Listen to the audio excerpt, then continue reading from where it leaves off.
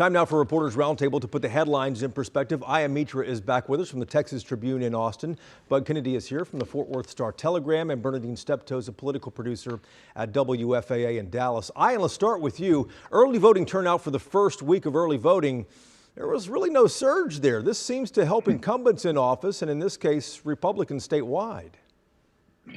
Yeah, I think it's interesting. Obviously, we're the last couple of elections that we're comparing to, particularly 2020, 2018, but specifically 2018, which was the last time we had a midterm. I mean, the numbers were huge. You know, obviously, had a very high-profile Senate race with Beto O'Rourke challenging Ted Cruz, and obviously, President Donald Trump's first midterm election drew a lot of supporters and opponents, and so you're not seeing that level of enthusiasm right now. The numbers are showing it, but obviously we're still early in early voting. And Bud, we've talked a lot on this program about how there are 1 million more registered voters here in the state since 2020.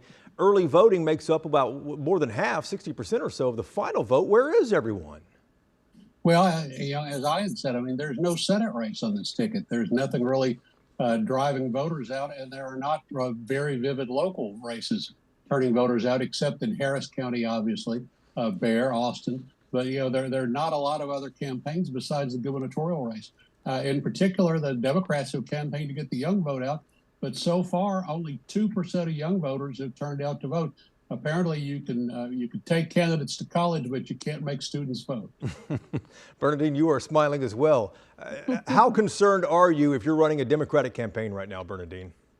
Well, I'd be concerned only that the reason I would be even more concerned is that usually Republicans come out on day of.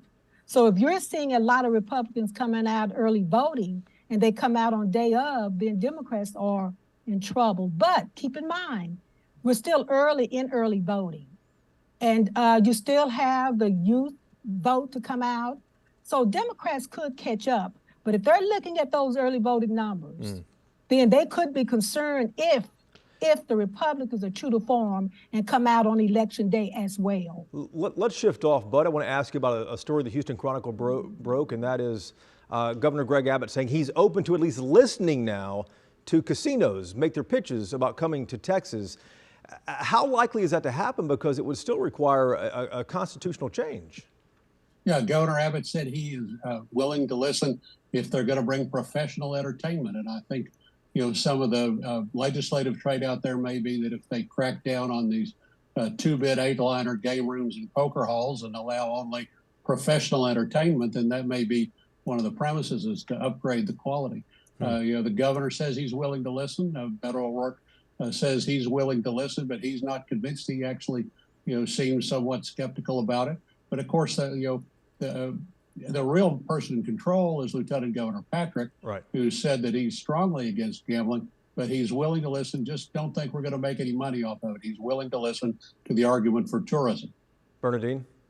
I'm with Bud that the person that we should be listening to and watching is Lieutenant Governor Dan Patrick, because he has been against it. And at this point, given any day or week or whatever, he can be the most powerful Republican and elected official in the state of Texas. Indeed so. Ian, final word on this one here.